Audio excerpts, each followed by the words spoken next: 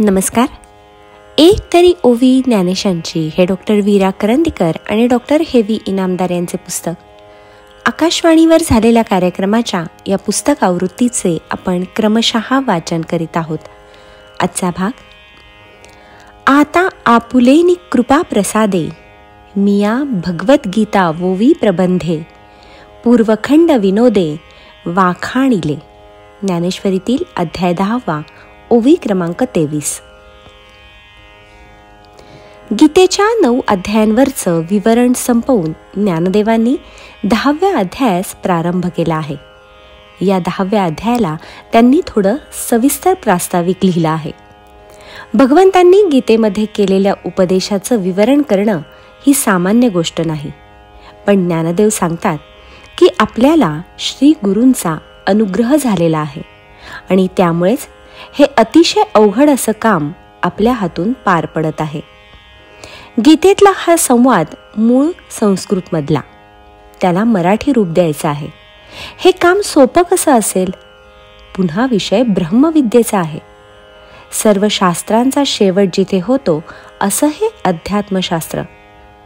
नुसता शब्दांचा केवढाही पसारा मांडला तरी त्यामधून अध्यात्मविद्येचा गहन आशय नीटपणानं व्यक्त होणं हे जवळजवळ अशक्य म्हणावं असं आहे. पण ज्ञानदेव सांगतात की आपल्यावर झालेल्या गुरूंच्या अनुग्रहाचं सामर्थ्य एवढं मोठं आहे, त्यामुळे आपली वाणी ही जणू विवेकाचा कल्पवृक्ष होऊन गेली आहे.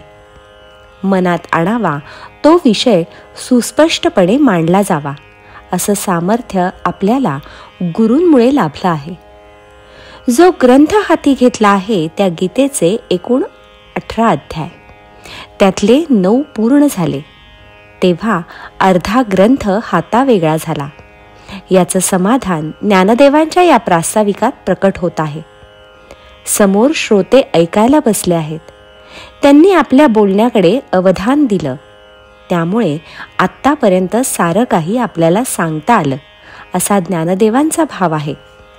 या ओवीत ते श्रोत्यांना उद्देशून म्हणतात, तुमच्या कृपेचा प्रसाद लाभला. त्याच्या बळावर या गीतेचा अर्थ ओव्यांमध्ये गुंफून आपल्यासमोर ठेवण्याचं हे काम मला करता आलं. ग्रंथाचा पूर्वार्ध इथं पुरा झाला. आपलं विवरण कोणतं रूप घेऊन उभं राहिलं आहे हे सांगताना ज्ञानदेव इथं विनोदे असा शब्द घालतात. आजच्या मराठीत विनोद या शब्दाचा जो अर्थ आपण घेतो तो वेगळा आहे. ज्ञानदेवांच्या मनात तो नाही.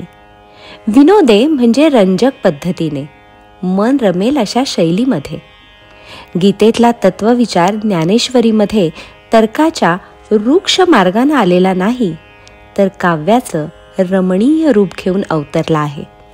म्हणून तर ही ज्ञानेश्वरी साऱ्यांना प्रिय होऊन गेली आहे. आपण हाती घेतलेलं काम अर्ध्या भागापर्यंत पुरं झालं.